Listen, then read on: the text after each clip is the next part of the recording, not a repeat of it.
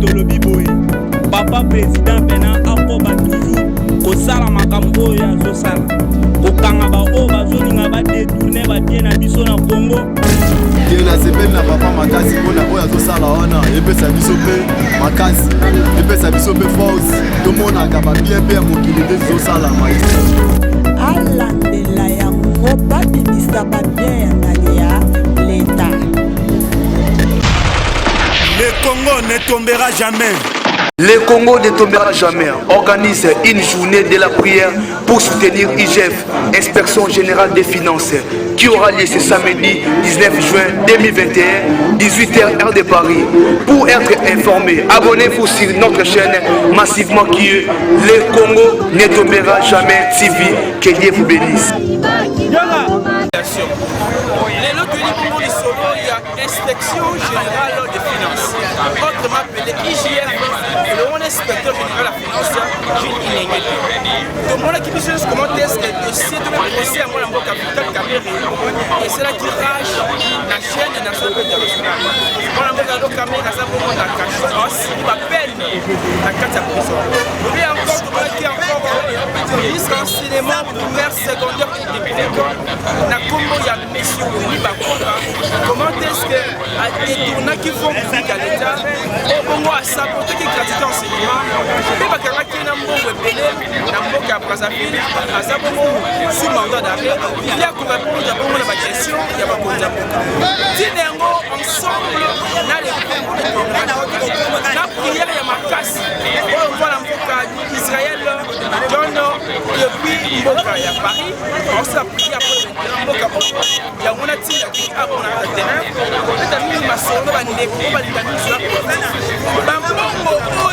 Inspection générale de finances. Les hommes de la papa. Bien public qui est l'État. On va pas devenir Bakanga. Mon akina comment est-ce que Emmanuel Ramazani Chada a Kanga le point où il y a pas de l'État. La régime passé, la régime, la potolier. Est-ce que le ministère Wana a zonné parcelle naïe? Comment il y a encore mon amour Vital Kamere et Douakaningin, mon président INC, directeur de cabinet Mokonzamboka, Bakanga pour l'intérêt à Koyiba Mbongo à l'État, mais Koyiba Biloko à l'État, à sa bonne prison. Est-ce que Biloko a Ibaki, Nambongo a Ibaki, est-ce qu'il y a zone ici à Bongo? On est encore un monsieur Willy Bakonga, Wazali Bongo, Azaki Bongo, ex-ministre d'enseignement primaire secondaire et technique, à Ibaki encore Mbongo à l'État, Mbongo qui doté pour la gratuité enseignement à saboter à vous.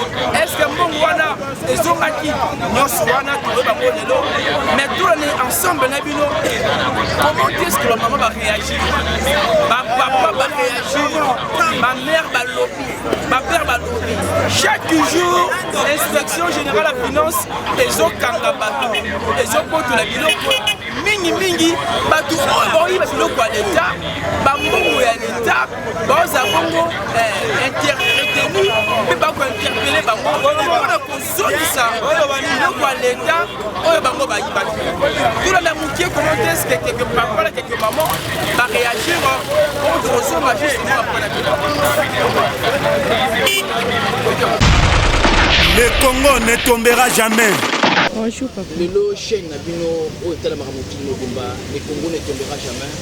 Aïko. Rami Sensali papa. Si un peu de Bakaka. Est-ce que tu as mboka peut-être Kamira Bakangaye? Naibi Bakangaye. Bakangaye pour l'inspection IGF. L'inspection on a posé Kangabatu chaque jour matin, midi et soir. Si vous avez nos sukolo, pour que Balabamoni pour les midi pour Bayiba Mboka. Merci pour la parole. Et là, le bon son, on va ça la bien. Ça la bien. N'engé bazo kangami, bipé baboto la baron bilo quoi. Ça la bien ma casse. Mais il y a ma bé on a na bango. Mbongo o bango bazo boto la ezo mona na te na mboka. Ezo mona na te biloko za yo mata. Ba transporter notre transport Zandu Kingasan 2000 2500. Si comme mbongo wana na ba bien wana o bango ba okina ozwa pona mboka. Bazo tsara ngo wapi. Mboka eza na pasi. bazotia mbongo wana wapi donc eloko epesa passe nde yango wana po mbongo emonana te soki lelo inspecteur oyo asimbi inspection wana ya kokanga bato na koyiba biloko kobota bango biloko ya leta azolanda osikoyo okosenga nini elongo na osenga na ye ndenge azozwa bambongo wana balandela mpe nanu makambo ya transport kolia po transport eza cher so otali na bapays nyonso tu oyo ya biso nde eleki transport eleki cher kaka awa balandela no makambo ya transport batala nanu mpe vie sociale batala basala biso basoti moto yango wana esili toboyi te tozomata toodenda lokola badiemba mais transport yango oyo toodenda lokola badiemba na transport 2000 francs nunga kingasani tizano 2000 2500 omona te esa elo te. Alors maintenant mot d'encouragement pour encourager le ministère on a été encouragé par pour bien encourager par moi ministère on va le encouragement elo na osenga bango basala musala na bango ndenge bazosala musala malamu bakontinue kosala mais basala ka mpona kobomba bango moko te mais batala mpe population basala mpe mpona susi na biso.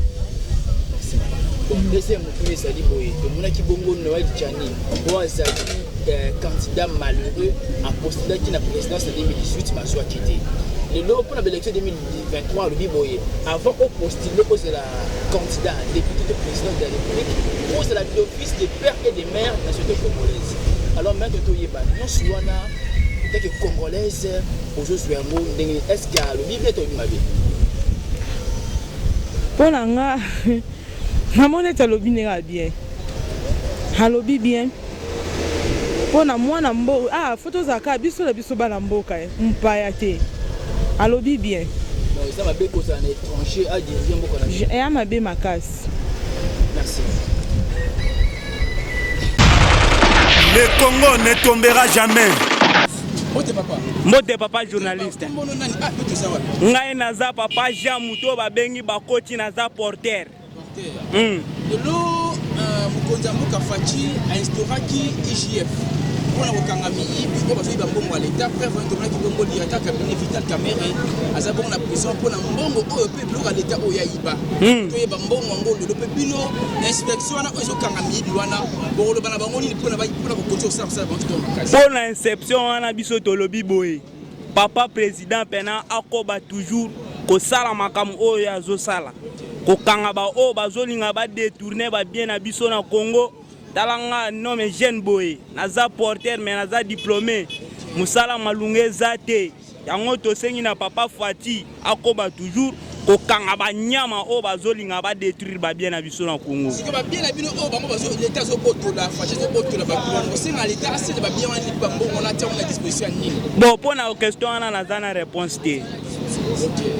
So pona bino sala o tani ko porter na balabala ko côté musuka andenge ah neti biso pena ko porter opesi oyokani na mutu omemi ti ozokende papa Fati tomoni ayoko bongzela biso pe nzela kala mingi te nzela pe ezokende na ngu alors pona bakonda mboka ba no siko senga na bango te pona bakonda mboka pena na beteli bango maboko pona biso na terre jaune tozo sepela ndenge nzele misala ezosalema. Merci papa. OK.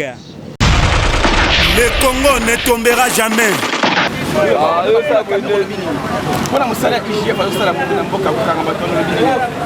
Bon, mpona mosala bazosala tozomona normal te tozomona juste te parce que président ayaki a na terre jaune ebi ke batiela biso 2 km mpona 2 km wana façon basalela mpe nzela yango epui nzela eza mokie na bamituka na nzela yango ndenge ekondi c'est-à-dire baopesa biso mpasi mpe nzela yango bakontinue yango te nzela esuki awa juste na 1 km na terra dibwe liboso awa biso tobula na zelo awa tosufri tonyokwama epuis toyebaki mokonzi ya mboka ye c'est-à-dire aoluka développement na kati ya mboka na ye mais développement eza te na mpona inspecteur général des finances ozokanga bato mikolo bato babenga mbongo ya leta osenga na bango kasi nini inspection wana bon na osenga na bakonzi ya mboka balandela bango bakanga bango c'est-à-dire baza na susi ya mboka te c'est-à-dire biso toza na susi ya mboka toza na posa tosepela développement ya mboka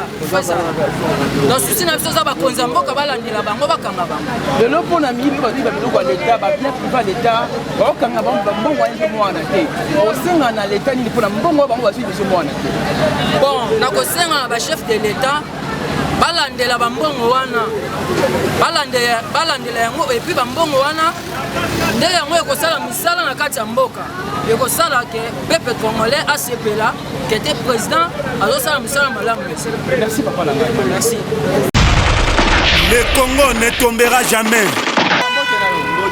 Hello, une fois encore chaîne Bino international hôtel Bino Awa la terre jaune tous les amis de tomaki mokonzi ya mboka Faci Beto instauraki encore ministère oyo ezali mpona kokanga bato oyo bayiba bambongo na biloko ya leta yabi koyambaki yango nyonso wana komona mokonzi ya mboka kosala eloko wana bino esalaki bino ndenge nini tala te wana oyo esalamaki wana esepelisi biso nano esepelisi biso mpona bambongo na biso moko oyo fale biso mo tobénéficie na bambongo na biso me bato mosusu bazozwa mbongo wana babénéficie na bana na bango baotinda bango bapoto atake awa biso tozosouffrir makasi na kati ya Congo yango tosepe na likaliso mokonzi ya mboka azwaki ya kokanga bango pese biso penye simple. Alors mpona babiloko na bambongo ya leta bazobunga bazokanga bango me mbongo wana ezosala mosala moko te ya leta osala mokonzi ya mboka mpona bambongo wana bango bazobotola te bambongo wana oyo bazobotola bango esenga na mokonzi ya mboka fale ndeti banzela oyo ezotungisa bato mosusu ndeti biso ta ndete eugeni tozawa tozalaki na veni moko eza monene balabala oyo eza monene me tomoni ke bayebisi biso prince ifale ezala 2 km na tomoni basali biso kaka 1 km bakati na toyeba te bambongo wana nde faye bazwa ngo babongisela biso banzela ekoma kalme lelo soki mutu oyo azwi kolandela makambo etali inspection wana jete inenge te aolanda yo monini ya encouragement okosala na ye po acontinue encore mosala kitoko te nasepeli na papa makasi mpona oyo azosala wana epesa biso mpe makasi epesa biso mpe force tomonaka babien mpe ya mokili nde zizosalama esala mpe biso bien merci bakomboyo nani kombolanga don dejo merci papa don merci. Le Congo ne tombera jamais. Mambote na yo. Mbote papa journaliste. Lelo une fois encore chaîne na bino et l'otibino ko côté la bino awa na commune en télé précisément na arrêt na combo à terre jaune. Le tout le monde qui commente est-ce que mokonzi mboka Félix a qui encore en place et leur auto bengi IGF inspection générale de finances et le on a mona mboka Jules Inengeti. Pona kolende la miyibi o bayiba bongo mbongo pe ba bien à l'état bino bana mboka komona pe ko kanga bato bazo kanga mikolo oyo réaction bino za nini par rapport au ministère to pe inspection. Merci papa journaliste na parole au Pesinga. Kokanga bango ezali malamu ndenge toyoki ke bakangi bango batie bango na boloko siko suite ya bambongo bayibaki wana bazolandela yango. C'est ça le problème. Kokanga eza problème te mais faut to landela ke mbongo wana basali nango nini batie yango wapi donc batie yango na bapoche na bango basala bakangi mutu après 2 ans 3 ans balibéré bosali nini bosali le côté papa journaliste. Lelo soki c'est dit bon inspecteur d'inspection wana azolanda yo kosenga nini pona mamoto basiko nakosenga na yeke alandela yango babimisa babien yangani ya l'état ya peuple oui ozolanda etango bazali kokanga bango bongo esuka kaka na kokanga te balandela bango barécupérer babien wana ezali pona bolamu ya mboka na biso ezali bolamu pona peuple ce n'est pas tout ce que la kaka na kokanga ozomona biloko ezosala biso pasi biso ba congolais tozo souffrir donc ndenge bazolandela bamiyibi wana basuka kaka na bao wana te tina niveau ya justice bakota yango parce que ngam tozosola na yo boye babotolanga lopango kozolanda babotolanga lopango ezali nini ezali kimoyibi il faut biloko wana ekota donc ntango ozokanga bamiyibi lokola bango wana bolandela bambongo wana batie yango wapi basali yango mpe nini nsima nango mpe bolakisi peuple ke tala moto tokangaki mbongo ayibaki ya bato ya leta tala torécupere yango ou bien tobotoli babien moko boye c'est ça nde kozala malamu tokolanda nde boto na biso mituna boto répondre car ke bakangi mutu batie na makala elobi lobi boki abimi bazo renye awa tobi mpe babien bamisusu mpe bakanga baza na bamalakala wana me basombasomba bamapango batonga banini donc il faut nde leta alandela bango babimisa babiloko wana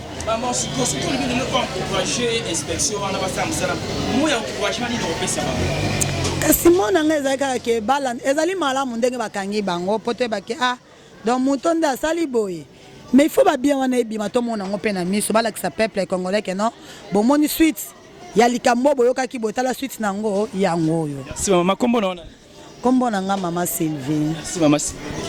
Merci papa Jean. Le Congo ne tombera jamais. Organise une journée de la prière pour soutenir IGF, Inspection Générale des Finances, qui aura lieu ce samedi 19 juin 2021, 18h heure de Paris.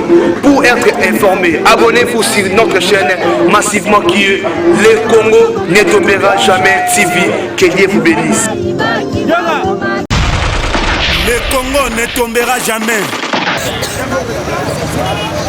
Action. Inspection générale de finances IGF. Et le mwana mboka Jules Inengeti. Osa Musala, Oyo Mokonza Mboka, Félix Antoine Chilombo, Sekedi Apesi Babu.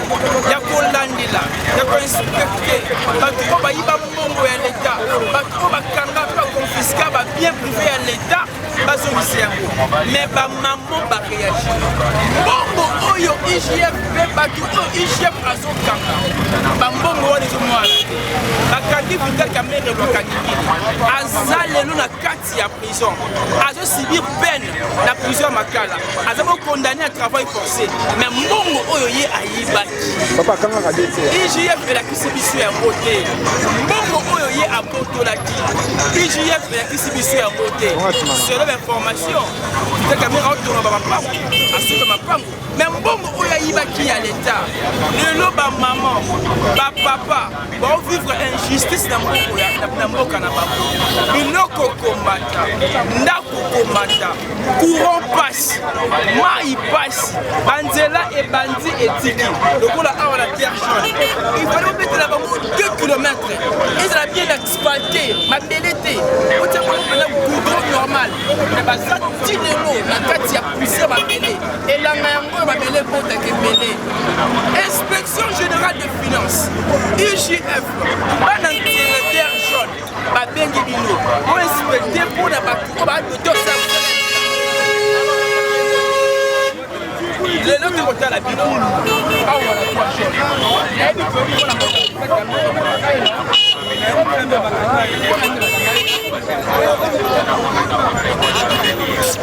les lots au colmani na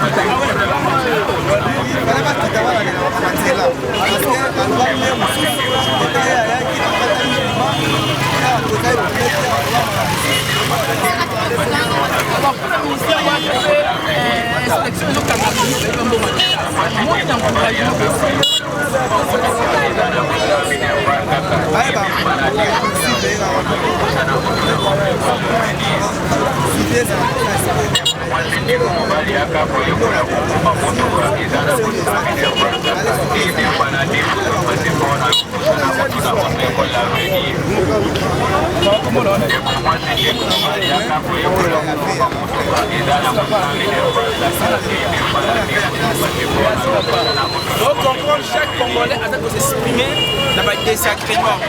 L'inspection générale des finances tout à ça parce que le monde qui le gouvernement passé, tout le régime passé, inspection pour les alaki, mais ça qui vont ça dans le monde ndenge esengeli te me na kati ya gouvernement to na kati ya régime ya Félix Antoine Tshisekedi bosala mosala me baréclamation ezali mbongo wana oyo bozobotola bato mapangu bozobotola bato bozosonga na trésor public ya l'état to ezozonga te yango nde baquestion est ce que bato bazasire na rentrée scolaire à tout oyo enseignement de base to mpe primaire ekozala ya ofele parce que Winnie Bakonga déjà asundolaki mbongo mpo bokangaki ye lelo basoda ntongo bozwi mbongo ya l'état bozongisi yango mpo bato bayibaki soda bokutama normalement lelo bandeko na biso basoda baokende est mpona komunda mpo na intere ya mboka bakoreklame te mokonzi ya mboka Félix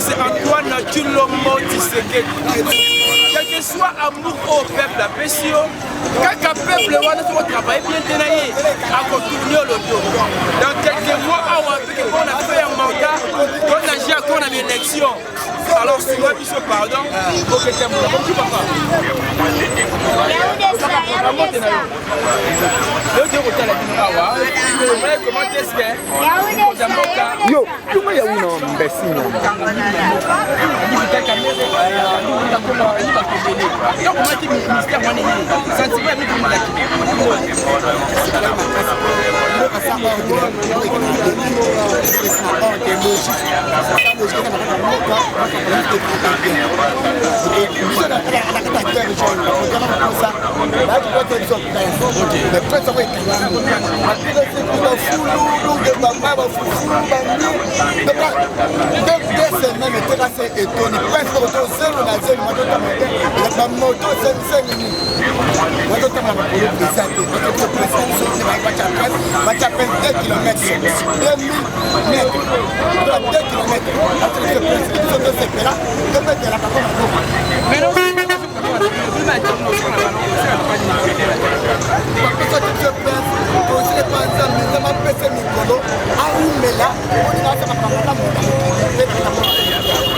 alors pour l'inspection on a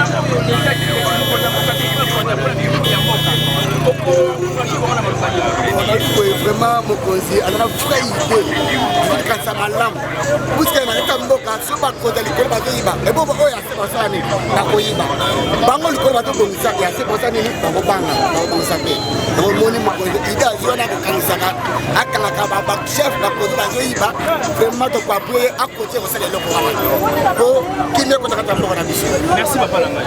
Merci. Bonjour papa.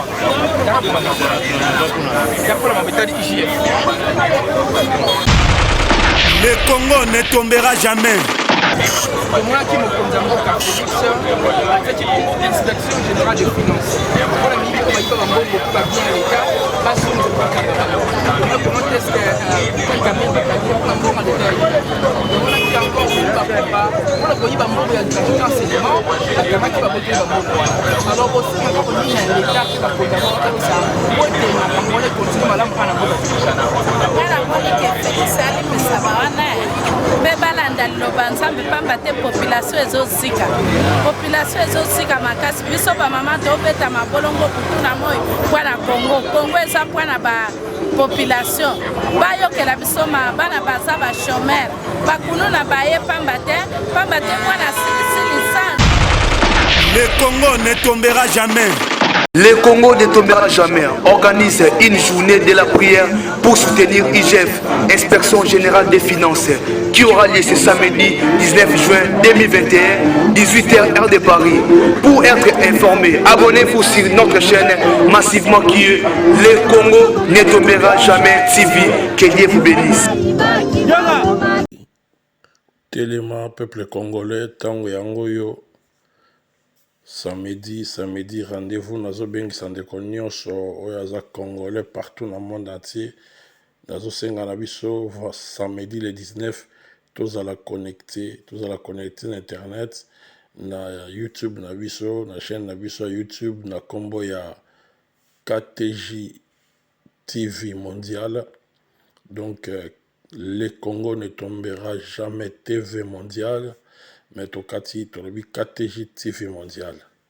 Ndeko na ngai kozanga te na occasion oyo zala wana bien aimé tobondela na le 19 na 18h juste tobandi prière na biso pour soutenir IGF inspecteur oyo nzamba tindi na Congo na minute oyo l'ange des Congolais inspecteur Gilles Angeti onga nazobenga Aigle nzamba soutenir ye to soutenir na prière na biso nzamba pe makasa continue lit oyo avant que badiongolo misu baboma ye to bakota na balolenga misala mabe bakoka ko affaiblir mission oyo alors to bondela nzamba pese makasi nzamba protéger ye ake na mission tina suka bamiyibi nyonso to babombamaki na sa mai banyonso bayiba mbongo ya leta ata baza na sa mai bakangama mai esanza bango mai ebwaka bango ndenge ebwaka Jonas ata babombami na zamba besprit zamba ebimisa bango na mokili donc bato wana nyonso tu tobondela samedi ke vraiment nzamba sala ke mosala oyo ya korécupérer tous les miyibi ya cravate bamiyibi ya costume oyo baza na Congo bango nyonso wana bakanga bango bao isi bakime baza libanda bakota bazonga so Congo te basuka kaka koto oyo Congo ekomela bango ngai babotolo bamapango ya bato bamapango wana bakolo nango barécupérer donc tobondela vraiment tobondela samedi kozanga te samedi le 19 kozanga te tozala ebele bien aimé tozala connecté ebele na Facebook na biso pe ya le Congo ne tombera jamais ou soit na Facebook na biso ya John Makiese Israël tozala connecté partout ndeko na ngai kozanga te ba communiquer zo le kanati na Kinshasa na ba chaîne locale partout ba communiquer zo le kana ndeko na ngai kozanga te so poser message oza na chaîne na yo ya YouTube oza na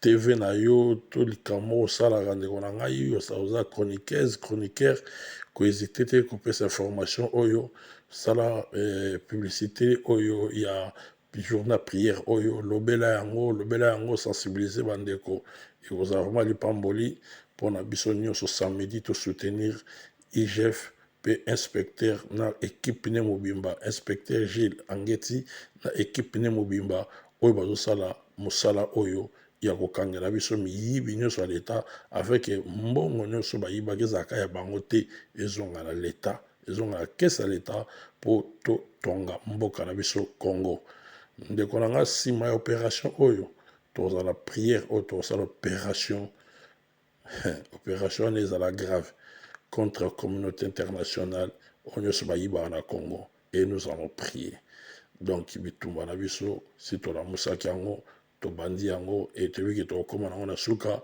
pe tozala toujours balongi IGF kobomela bango moto te pourtant bayibaki babomaki moto te alors ekomi mpe ntango na biso tobomela bino moto te miyibi tokanga bino ntina suka merci ndeko na nga kozanga te samedi koratoka jean te merci c'est votre humble serviteur l'évangéliste John Israël Makiese descendant de Mfumu Kimbangu.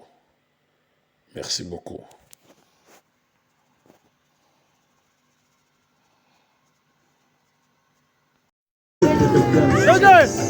Président Fachi kobomela bango moto te bango bayibaki babomaki mpe moto te mbongo leta ebabulaki eza ya bango lelo mpe platelemi azoleka beto